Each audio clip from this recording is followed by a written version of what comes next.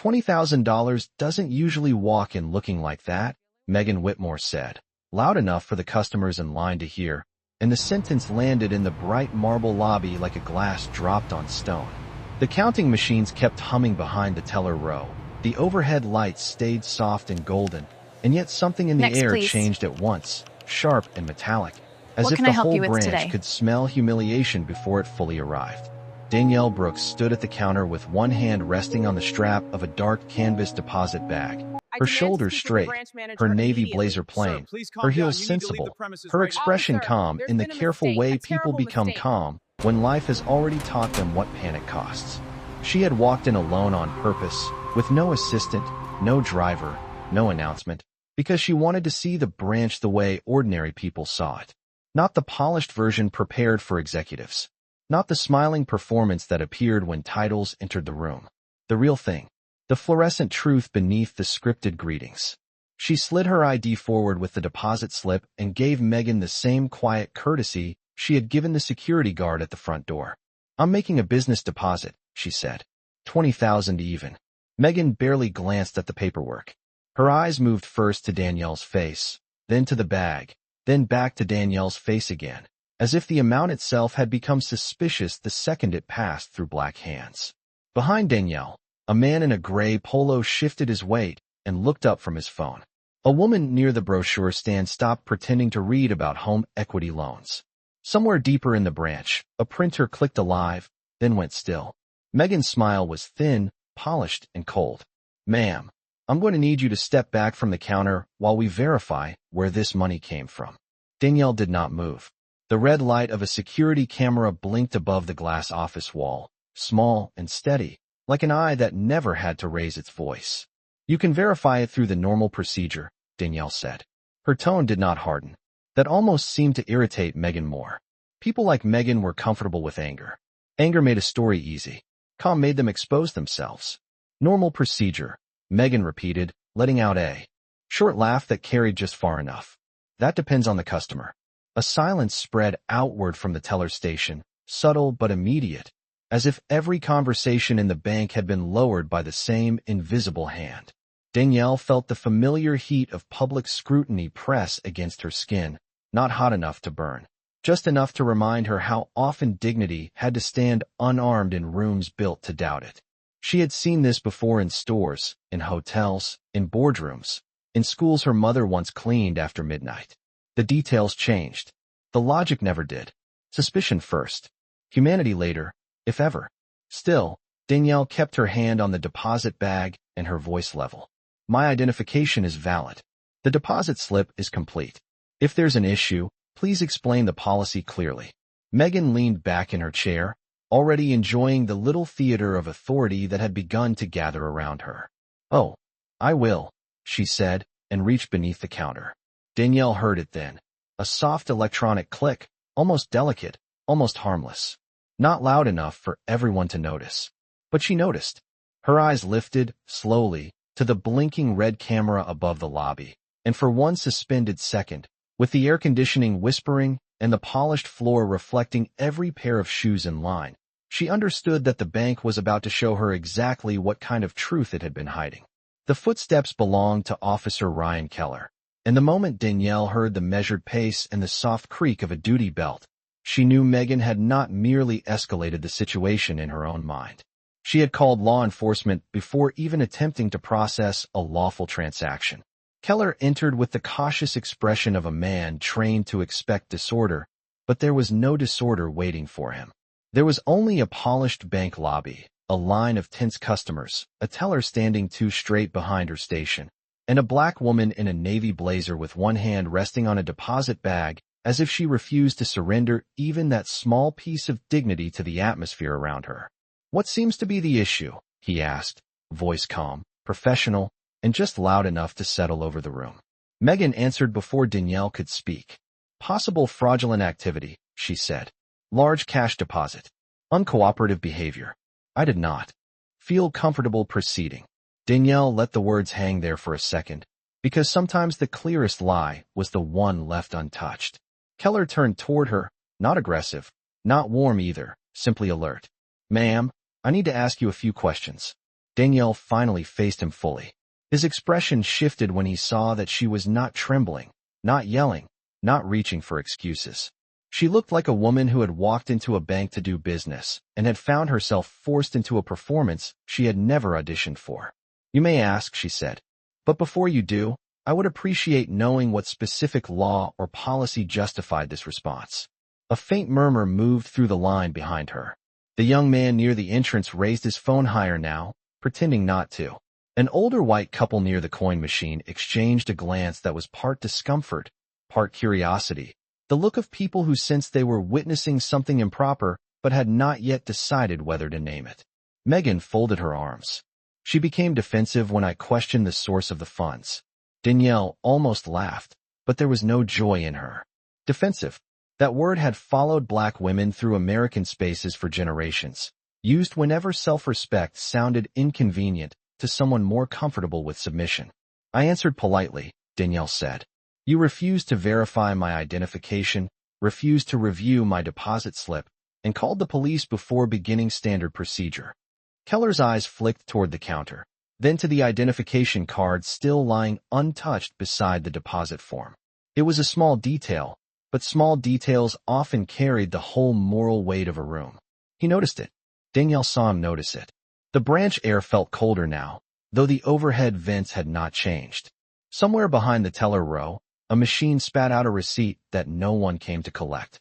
Megan's face tightened as if facts themselves were becoming a threat. "Officer, I know what I saw," she said. "This kind of situation can turn quickly." Danielle looked at her then, really looked at her, and understood that Megan believed not only in her own authority, but in the safety of assumptions that had probably gone unchallenged for years. That was the deeper sickness. Not one cruel moment, but a habit strong enough to dress itself as caution. Keller took a measured breath. "Ma'am," he said to Danielle, "can I see your identification?" Danielle picked up the card and handed it to him. This time, unlike Megan, he actually read it. His eyes moved across the name, paused, then lifted back to her face with the faintest hint of uncertainty. It was not recognition yet. Not quite. But something had shifted. Before he could say another word, the glass office door opened again, and branch manager Thomas Reed came hurrying across the marble floor with the strained, bloodless look of a man who had just realized the wrong person had been publicly humiliated in the worst possible place. Thomas Reed almost slipped on the polished marble as he crossed the lobby, one hand still gripping the glass office door he had pushed open too fast. His tie was slightly crooked, his face drained of color, and for the first time Danielle had entered the branch, someone in authority looked genuinely afraid of the truth instead of confident in controlling it. "Officer Keller," he said, breathing harder than the short distance should have required.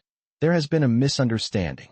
Megan turned toward him at once, grateful for backup she assumed had come on her side.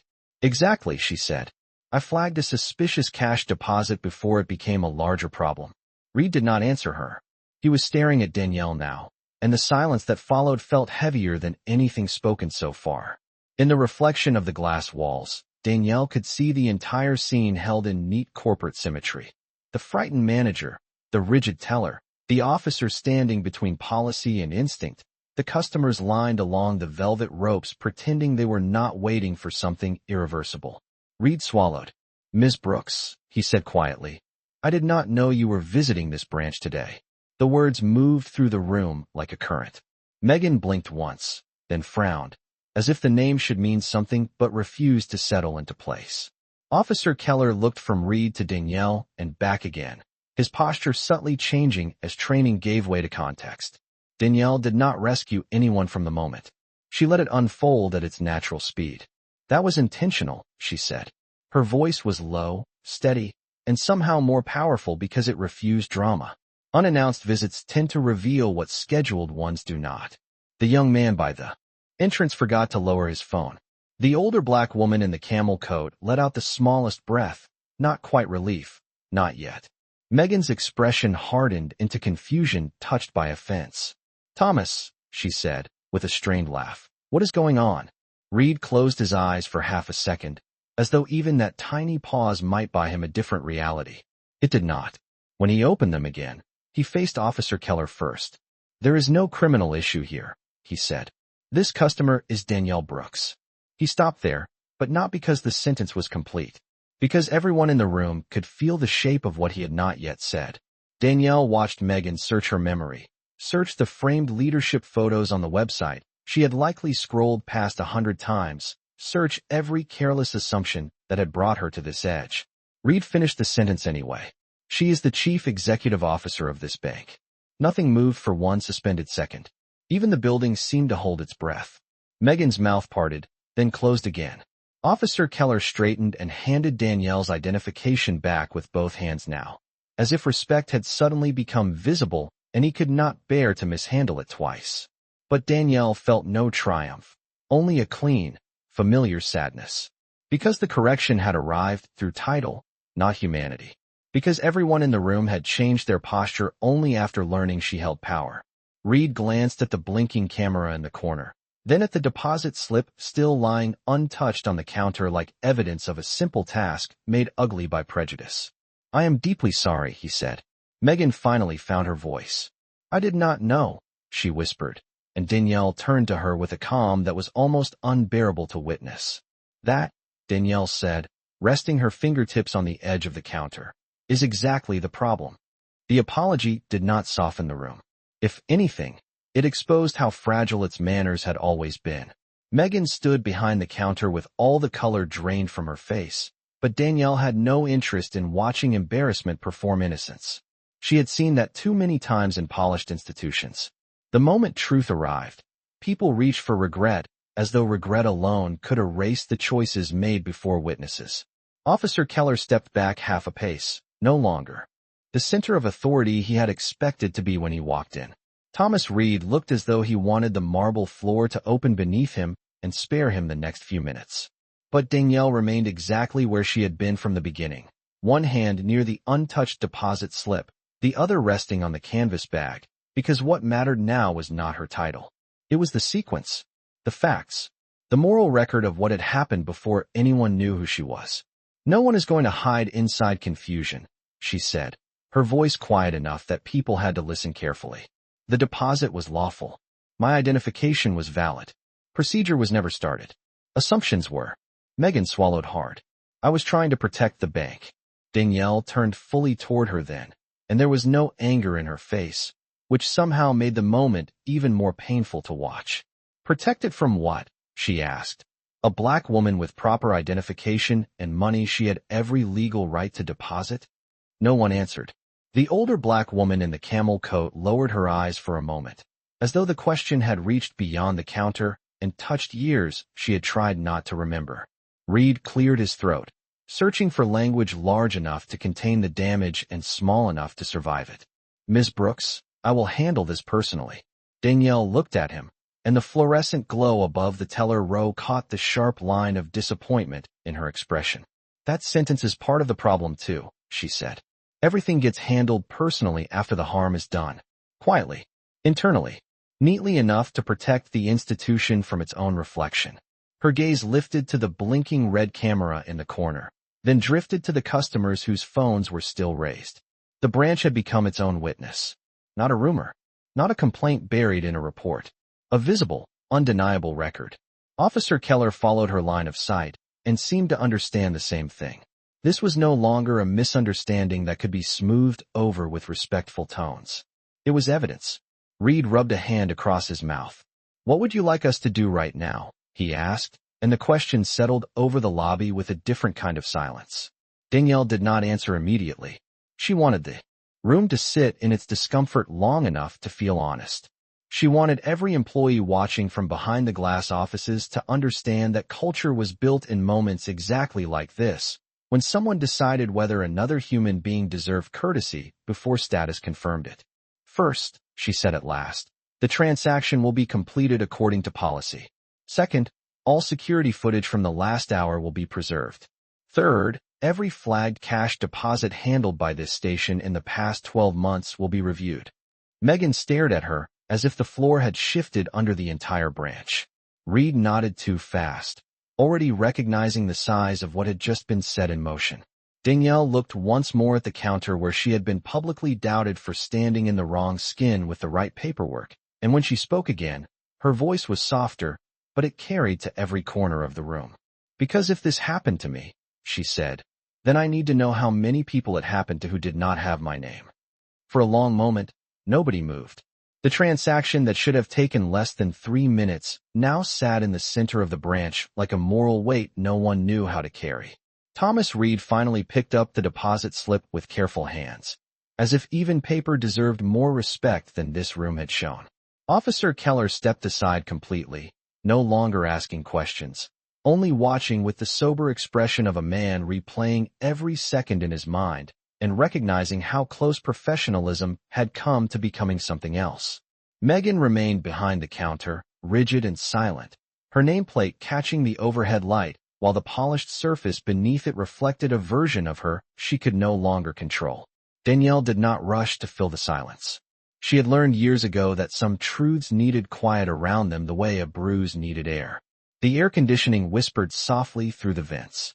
A receipt printer clicked once. Somewhere near the entrance, the door opened and closed as one customer slipped out into the afternoon, carrying the story with them. Danielle looked past the teller line to the large front windows where winter light was beginning to thin across the sidewalk outside. The city kept moving. Cars passed. Pedestrians crossed on the signal.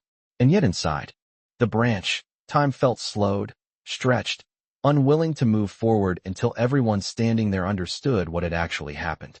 Not a misunderstanding, not an unfortunate moment. A decision, a judgment made before process, a measure of human worth assigned before a single policy had been followed. Thomas cleared his throat and began entering the deposit information by hand, perhaps because it was the only useful thing left to do. The keyboard clicks sounded small in the stillness. Danielle watched his fingers move and thought about all the anonymous complaints she had read in recent months. All the people who had probably gone home carrying this same tightness in their chest without ever receiving explanation, apology, or justice. They would have stood where she stood, with valid paperwork and steady voices, and still been treated like a problem first and a customer second. The difference was not what had happened. The difference was what her name could force people to admit afterward. That thought did not make her feel powerful. It made her tired. The older black woman in the camel coat was still there. Danielle noticed her now in the reflection of the glass, waiting without impatience, as though she understood that something larger than a deposit was being processed in this room. Their eyes met for just a second. No smile passed between them. It was something quieter than that. Recognition, grief, endurance. Megan finally lowered herself into her chair, but even that small movement sounded loud. I really am sorry, she said, barely above a whisper, and the words floated out into the branch without landing anywhere. Danielle turned her head slightly, but did not face her right away. She kept looking at the reflection in the window, at the woman waiting by the line markers, at the officer standing back, at the manager finishing a task that should have begun the moment she walked in. I believe you are sorry now, Danielle said. Her tone was not cruel. It was worse for the room than cruelty would have been. It was honest. The question is what you were comfortable with before you were afraid. Nobody answered. The machines hummed. The security camera light blinked on and off, recording without emotion. Thomas printed the receipt at last and placed it on the counter with both hands. The sound of the paper sliding across polished stone was almost delicate. Danielle took it, folded it once, and rested it against the deposit bag. Then she lifted her eyes to the camera in the corner and stood there in the pale, thinning light, saying nothing at all, while the entire branch felt the shape of a reckoning that had only just begun. Danielle slipped the receipt into the deposit bag and let her fingers rest there for a moment, feeling the rough canvas against her skin as the room struggled to recover a version of itself that no longer existed. Outside the tall front windows, the late afternoon light had turned thinner and cooler, laying long reflections across the marble floor so that everyone in the branch seemed to be standing inside two worlds at once, the polished one they wanted to believe in and the exposed one they had just created. Thomas Reed looked as though he wanted to speak again, but Danielle could tell he understood that words were no longer the most important thing in the room. Process was. Record was. Pattern was. She turned toward him fully, and the quiet click of her heel against stone sounded sharper now that no one else dared interrupt it. I want compliance, legal, and regional operations copied before this branch closes, she said. Her voice did not rise, yet every syllable reached the far corners of the lobby. Not tomorrow morning. Not after someone has time to smooth over details. Today. Thomas nodded at once. Yes, ma'am. The answer came too quickly, almost grateful in its obedience, and Danielle felt that same clean sadness return. Respect that arrived only after revelation still carried the shadow of the insult that came before it. Officer Keller shifted his weight, then removed the small notepad from his hand and slid it back into his pocket. For what it is worth, he said carefully, I should have asked more questions before assuming the call matched the threat. Danielle looked at him, and what she saw was not malice but participation, the kind that grows in systems when urgency is allowed to substitute for thought. Then ask more questions next time, she said, especially when someone's dignity is the first thing being treated as disposable. He lowered his eyes and gave a single quiet nod. Behind the counter, Megan still had not touched her keyboard. The glow from her monitor lit one side of her face while the other remained in shadow. And for the first time since Danielle had walked in, she looked less like a gatekeeper and more like someone being forced to meet herself without excuses. It was not supposed to go this far, she murmured, almost to the counter, almost to herself. Danielle turned to her, not harshly, but with the full steadiness of someone who had carried too many rooms like this in her bones to confuse discomfort with consequence. It went exactly as far as your assumptions took it, she said. The older black woman in the camel coat closed her eyes briefly, and when she opened them again there was moisture there, not dramatic, just human, the kind that comes when a truth has been spoken aloud after too many years of being swallowed. Thomas glanced toward her, as if only now realizing there were other witnesses here, other lives with their own histories of being examined more closely and trusted less easily. Danielle followed his gaze and then looked back at the teller line. The camera, the untouched brochures promising service and security, the corporate slogans framed on the walls in clean serif letters. She had spent months trying to measure where policy ended and culture began, and now the answer stood all around her in polished wood and frightened silence. This is bigger than one person, she said at last, more to the room than to Megan alone. People do not become this comfortable with wrong behavior by accident. They learn it. They watch it. They survive inside it until it feels normal. The words settled with an almost physical weight. No one challenged them. No one even moved. And as Danielle lifted the deposit bag and prepared to walk out of the space that had finally revealed itself, Thomas's phone began vibrating in his pocket, sharp and insistent, and the way his face changed when he looked at the screen made it clear that what had happened in this branch had already reached far beyond these walls. Thomas Reed stared at the vibrating phone in his hand for 1 second too long, as if refusing the call could still keep the fallout contained inside the polished walls of his branch. But the name on the screen had already said enough. Regional Executive Office. Danielle saw the blood leave his face before he even answered. He turned slightly away out of instinct, though there was no privacy left in the room. Thomas Reed speaking, he said, and his voice came out thinner than before. A pause. Then, yes, she is here. Another pause, longer this time. Danielle did not need to hear the person on the other end to understand what was happening. Someone at headquarters had already seen the internal alert tied to the silent escalation code. Someone had connected the timing. Someone had likely checked the security feed, the branch logs, the teller activity, the untouched identification record. The fact that law enforcement had been called before a transaction had even been entered into the system. Truth moved quickly when systems were built to track risk. The tragedy was that dignity had to be translated into institutional risk before anyone rushed to protect it. Reed swallowed and listened, nodding twice though no one on the phone could see him. Understood, he said. Immediately. When he lowered the phone, the branch had grown so still that even the faint hum from the recessed lighting sounded louder. Regional has ordered Megan off the line effective now, he said carefully. All of her flagged transactions are being frozen for review. Compliance is opening an emergency audit before close of business. Megan's lips parted in shock. For the first time, the confidence that had held her upright all afternoon vanished completely. An audit? She whispered. Over one mistake. Danielle looked at her for a long moment, and the sadness in her eyes was deeper now because it was no longer only about what had happened to her. It was about how easily harm tried to shrink itself once consequences arrived. It is never one mistake when it follows a pattern, she said. Megan dropped her gaze, but Danielle did not let the moment turn cruel. That was what everyone expected from power when it finally had the upper hand. Humiliation returned with interest. Public correction. A sharp speech. A satisfying fall. But Danielle had not built her life by becoming a mirror image of what had wounded her. She set the deposit bag down on the counter one last time and stepped closer, not to intimidate, but to make sure nothing she said could be escaped or misheard. I am not interested in destroying you, she said. I am interested in stopping this from happening. To people whose names you will never know. The words seemed to take Megan by surprise more than anger would have. Her eyes filled, not dramatically, just enough to reveal the first crack in the armor of certainty she had worn all day. I thought I was being careful, she said. Danielle gave the smallest shake of her head. Careful would have meant following procedure. What you followed was suspicion dressed up as professionalism. Officer Keller stood near the entrance, silent and motionless, as if he understood that the room was witnessing something rarer than punishment.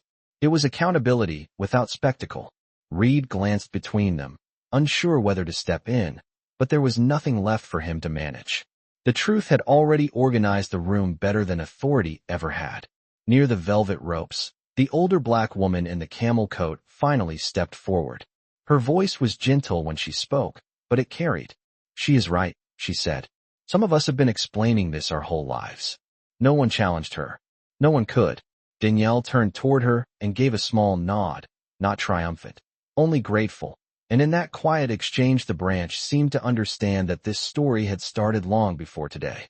Reed's phone buzzed again with incoming messages, one after another, and the reflection in the glass showed employees gathering in the back offices, reading, whispering, realizing the branch was no longer dealing with an incident, but with a reckoning. Danielle lifted the deposit bag, and as she did, Megan spoke one more time, her voice raw with the first honest fear she had shown. Can people like me really change? Danielle paused with her hand on the strap, the winter light resting pale across the marble floor, and when she answered, her voice was soft enough to make every person in the branch lean into it. Only if you care more about being truthful than being comfortable. Danielle paused only long enough for the question to settle into the marble and glass around them.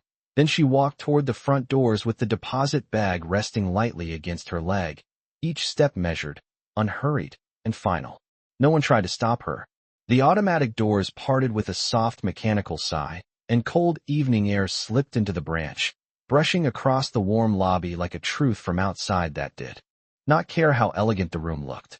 For a moment she stood at the threshold, winter light silvering the edges of her blazer, the city beyond the glass moving in its ordinary rhythm, while everything behind her had changed shape. Thomas Reed hurried forward, not enough to overtake her, only enough to make sure his words reached her before she left. Ms. Brooks, he said, voice low and stripped of corporate polish, I know this cannot be undone. Danielle turned slightly, and in the reflection of the glass, he looked smaller than he had 20 minutes earlier, not because his title had changed, but because the room no longer protected him from what he had failed to see. No, she said. It cannot. The answer was not harsh. It was simply complete. Reed nodded once, absorbing the weight of it. Behind him, Megan remained near the teller station, hands resting against the counter as if she needed something solid to remind her that the ground still existed. Officer Keller stood by the entrance, hat in hand now, no longer performing command, only witnessing the end of a scene that had begun in assumption and ended in exposure. The older black woman in the camel coat was the last customer left inside. She met Danielle's eyes again and offered the smallest incline of her head, a gesture so quiet it might have been missed by anyone who had not spent a lifetime learning the language of endurance. Danielle returned it with equal softness. Nothing more was needed. She stepped outside onto the sidewalk, and the sound of the city rose around her at once, tires rolling over damp pavement, a bus exhaling at the corner, footsteps passing in quick pairs beneath the fading sky. The branch windows behind her reflected the street lights beginning to glow, but she could still see the silhouettes inside, frozen for a few seconds longer in the shape of consequence. Her phone vibrated in her coat pocket. Then again. Messages from legal, compliance, regional leadership, media monitoring. People moving quickly now that the truth had entered a system they knew how to fear. Danielle did not reach for the phone right away.